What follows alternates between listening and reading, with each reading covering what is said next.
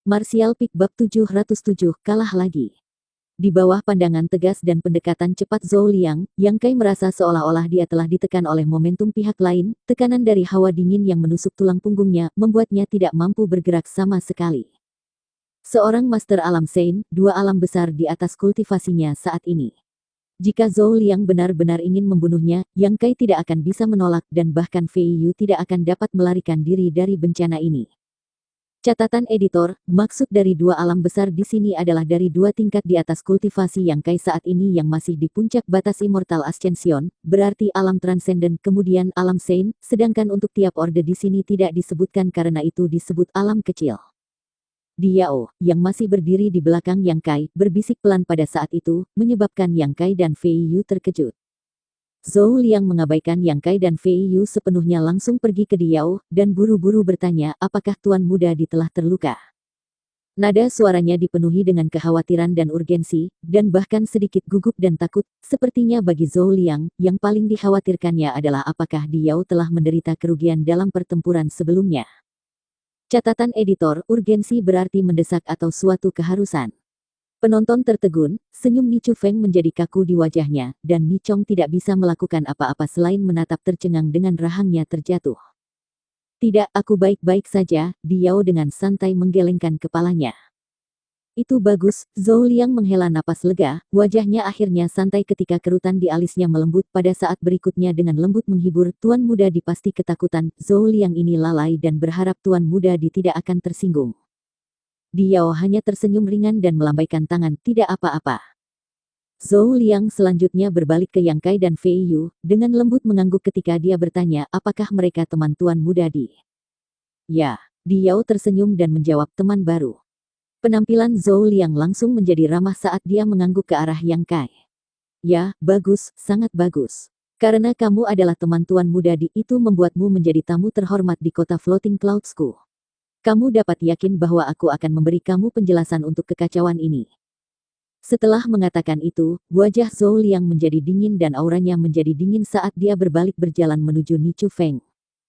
Ni Chu Feng masih belum pulih dari syok awalnya, matanya agak kusam saat pemandangan di depannya benar-benar melampaui kemampuannya untuk menerima. Meskipun Diao sebelumnya menunjukkan token naga emas Augu, itu seharusnya hanya berarti dia adalah tamu Augu.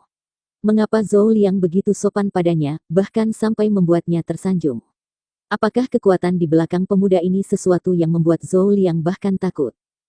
Ketika dia akhirnya berhasil menenangkan diri, Zhou Liang sudah berdiri di depannya. Paman Zhou, merasakan kemarahan Zhou Liang, Ni Chong menjadi pucat dan lututnya mulai bergetar ketika dia memanggil. Pak. Sebuah tamparan keras terdengar dan Ni Chong dikirim terbang, berputar beberapa kali di udara sebelum dia jatuh ke tanah dan langsung pingsan. Zhou Liang, apa yang kamu lakukan? Mata cantik Ni Chu Feng secara bertahap mengembalikan kejernihannya dan setelah melihat Ni Chong ditampar wajahnya, dia berteriak. Pak. Tamparan renyah lain terdengar dan sidik jari jelas muncul di wajah cantik Ni Chu Feng saat tetesan darah meninggalkan bibirnya. Menutupi pipinya dengan tangan karena terkejut, Ni Chu Feng gemetar ketakutan ketika dia menatap pria yang selalu mencintai dan menyayanginya, tiba-tiba merasa seperti orang ini telah menjadi orang asing. Tatapan dingin di wajah Zhou Liang membuatnya merasa seperti telah dijatuhkan ke dalam rumah es ketika darah di hatinya membeku. Pelacur rendahan, apakah kamu tahu apa yang telah kamu lakukan? Tanya Zhou Liang dengan dingin. Ni Chu Feng linglung dan hanya bisa menggelengkan kepalanya. Wanita bodoh. Mata Zhou Liang menjadi tajam dan dia dengan dingin berteriak, selama ini, kamu dan keponakanmu telah menggunakan namaku untuk melakukan semua jenis kejahatan di kota Floating Clouds dan aku selalu membuka satu mata dan menutup yang lainnya sambil melindungi kamu, tetapi hari ini aku tidak bisa berpangku tangan. Mengapa? Teriak Ni Chu Feng. Kamu telah menyinggung seseorang yang benar-benar tidak boleh tersinggung. Zhou Liang menjawab dengan dingin dan acuh tak acuh, pergi, bawa keponakanmu bersamamu dan pergi. Mulai sekarang, kamu selamanya dilarang memasuki kota Floating Clouds, jika aku melihatmu di sini lagi, kamu tahu konsekuensinya. Wajah cantik Ni Chu Feng kehilangan semua warna setelah mendengar kata-kata ini, benar-benar terkejut bahwa Zhou Liang akan mengucapkan kata-kata tidak berperasaan kepadanya. Mengapa kamu masih tidak pergi dari pandanganku? Melihat bahwa dia tidak bergerak, Zhou Liang meraung marah sekali lagi. Merasakan niat membunuh Zhou Liang yang meningkat, tubuh lembut Ni Chufeng bergetar ketika dia menyadari bahwa dia tidak bercanda, baru sekarang memahami betapa dalamnya kekuatan di belakang Diao. Ni Chufeng yakin bahwa Zhou Liang tidak akan memperlakukannya dengan begitu kejam, bahkan jika dia telah menyinggung seseorang dari keluarga Augu, dia bertingkah begitu tak berperasaan sekarang membuat Ni Chufeng melihat betapa mengerikan latar belakang Diao. Tentu itu pastilah monster yang bahkan Zhou Liang harus menunjukkan rasa hormat. Setelah memahami ini, Ni Chufeng tiba-tiba menangis dan memohon, "Zhou Liang, tolong jangan terlalu dingin, aku tahu aku salah, aku dengan tulus akan meminta maaf kepada pemuda ini dan bersumpah untuk tidak pernah memprovokasi dia lagi." Ni Chufeng hanyalah Transcendent Orde pertama. Dengan kata lain, kekuatannya tidak terlalu kuat dan yang harus ia manfaatkan hanyalah kecantikannya. Mampu menerima cinta dan perlindungan Zhou Liang memungkinkannya untuk hidup bebas di kota Floating Clouds, tetapi begitu dia kehilangan semua itu, dengan kultivasinya yang lemah, dia tidak akan mampu menghidupi dirinya sendiri. Dia telah menyinggung terlalu banyak orang di kota Floating Clouds selama bertahun-tahun. Begitu dia kehilangan suaka Zhou Liang, dia sangat jelas tentang apa yang akan menunggunya. Karena itu, di hadapan publik, Ni Chufeng jatuh ke tanah, berpegangan pada paha Zhou Liang dan memohon. Namun, tidak hanya para penonton tidak merasa bahwa wanita cantik ini patut untuk dikasihani, sebagian besar dari mereka menunjukkan ekspresi bahagia.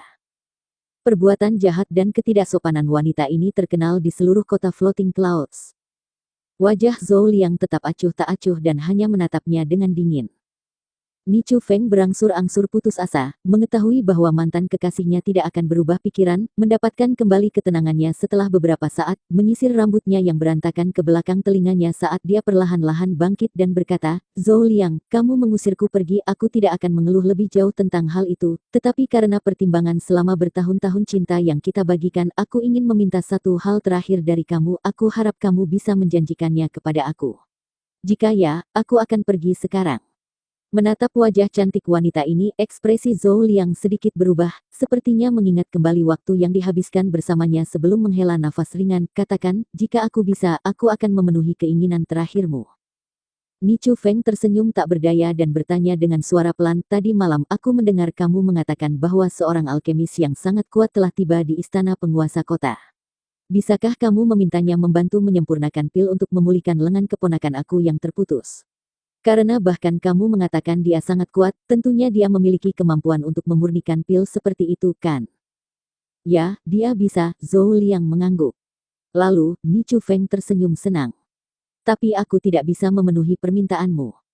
"Mengapa?" Ni Chufeng menjadi sedikit histeris, "Suatu hari sebagai suami dan istri, 100 hari kemesraan, apakah kamu benar-benar sangat tidak berperasaan sehingga menolak permintaan aku bahkan bantuan kecil ini?" "Bukannya aku terlalu tidak berperasaan, itu karena kamu terlalu bodoh." Zhou Liang mencondongkan tubuh dan berbisik ke telinga Ni Chufeng, "Pria muda yang kau sakiti adalah satu-satunya murid Grandmaster Alkimia. Grandmaster Alkimia itu adalah keberadaan yang Augu, Jin Jiao, dan aku tidak berani untuk memprovokasi." Mata Ni Chufeng berputar kaget. "Pergi." Zhou Liang melambaikan tangannya. "Aku harap mulai dari sekarang kamu tidak akan menjadi buta." Kesedihan dan kemarahan memenuhi wajah Ni Chufeng saat dia menggigit bibirnya sehingga darah keluar darinya. Segera membungkuk dan mengambil Ni Chong, yang masih tak sadarkan diri dari tanah, dia melirik Zhou Liang dan Diao dengan penuh kebencian sebelum dengan cepat menggunakan keterampilan gerakannya untuk menghilang ke kerumunan. Di antara orang banyak ada banyak yang mengenakan ekspresi dingin dan menyeramkan di wajah mereka. Setelah Ni Chufeng pergi, banyak dari orang-orang yang memiliki kebencian ini mengikuti. Setiap dendam berhutang untuk pembalasannya, dan sudah waktunya bagi orang-orang ini untuk menyelesaikan akun mereka dengan wanita racun ini. Zhou Liang menyaksikan semua ini tetapi tidak menghentikannya. "Wanita itu sudah mati," Yang Kai berbisik pelan. "Dia baru saja mendapatkan apa yang pantas dia dapatkan." Fei Yu meludah dengan jijik. Dia membenci wanita seperti ini yang hanya tahu bagaimana menyanjung mereka yang berkuasa namun kurang memiliki kesadaran diri. Zhou Liang datang dan memandang Yang Kai dan Fei Yu dengan ramah, "Karena kalian berdua adalah teman Tuan Muda Di, mengapa tidak datang ke istana penguasa kota selama beberapa hari? Seharusnya masih ada waktu sebelum bunga iblis 1000 tahun mekar." Diao juga menunjukkan kepada Yang Kai pandangan yang agak penuh harapan, tampaknya berharap dia bisa datang ke istana penguasa kota juga. Tapi Yang Kai hanya menggelengkan kepalanya. Aku punya beberapa paman marsial yang saat ini menjalankan beberapa tugas di luar. Kami harus menunggu mereka kembali, jadi aku khawatir aku harus menolak tawaran ramahmu. Karena itu masalahnya, tuan tua ini tidak akan bersikeras. Jika kamu punya waktu, datanglah ke istana penguasa kota untuk berkunjung. Zhou Liang tersenyum sebelum berbalik ke Diao. Tuan Muda Di, mari kita kembali dulu. Diao menjawab sambil menghela nafas, mengangguk pada Yang Kai, dan pergi bersama Zhou Liang. Semua orang di sekitar kerumunan itu terdiam. Banyak dari orang-orang yang datang untuk menonton pertunjukan masih belum dapat pulih dari apa yang baru saja mereka saksikan. Tampak kaget dan tidak percaya masih menempel di seluruh wajah mereka. Untuk seorang pemuda yang tidak dikenal, Zhou Liang tidak hanya memukul wanita tercintanya tetapi juga mengusirnya dari kota Floating Clouds. Ini adalah lambang kekejaman. Selain itu, hanya karena mereka memiliki hubungan dengan pemuda itu, Yang Kai dan Fei Yu menerima undangan yang hangat dan sopan dari Zhou Liang. Apa sebenarnya latar belakang pemuda ini untuk menuntut perlakuan seperti itu? Setelah beberapa waktu, kerumunan itu secara bertahap bubar. Beberapa orang yang cukup berani ingin menanyakan tentang latar belakang Diao kepada Yang Kai, tetapi Yang Kai dan Fei Yu tidak memberi mereka kesempatan, dengan cepat menyembunyikan diri ke dalam penginapan. Sebenarnya, mereka juga sedikit terkejut. Meskipun tahu bahwa Diao pasti memiliki semacam latar belakang yang kuat, Yang Kai masih menemukan bahwa ia telah terlalu meremehkan asal-usul orang lain. Setelah dia dan Fei Yu merenungkannya untuk sementara waktu, mereka tidak bisa memikirkan sesuatu yang masuk akal, jadi mereka membiarkan masalah itu berlalu. Setelah kembali ke istana penguasa kota, Diao segera pergi menemui gurunya. Di ruangan yang sunyi, guru Diao diam-diam bermeditasi sehingga ketika yang pertama berjalan mendekat, dia hanya berdiri diam dan menunggu. Setelah menunggu lama, pria tua itu perlahan membuka matanya. Guru, aku kalah lagi, Diao menghela nafas ringan. Kalah lagi. Mendengar ini, pria tua itu cukup terkejut. Ya, guru, lihat pil ini. Diao dengan hormat menyerahkan pil yang telah Yang Kai sempurnakan dalam kompetisi mereka beberapa waktu yang lalu. Orang tua itu mengambilnya dan matanya langsung berseri, pil Veins. Melepaskan Divine Senses-nya untuk memeriksanya, pria tua itu perlahan-lahan berubah dan hanya setelah beberapa saat dia mengembalikan pil itu kepada Diao dan bertanya, apakah pil ini disempurnakan oleh lawanmu? Ya. Orang seperti apa dia? Dia seusia denganku, Diao dengan cepat menggambarkan penampilan Yang Kai. Pria tua itu mendengarkan dengan tenang ketika dia mengelus jenggotnya dan setelah beberapa saat berkata, pria muda ini adalah monster yang serius. Mengapa guru berkata begitu? Teknik alkimia miliknya agak ceroboh, sepertinya dia tidak pernah diajari dengan ketat. Artinya, tidak seperti kamu, dia tidak pernah memiliki pengajaran langsung dari seorang guru.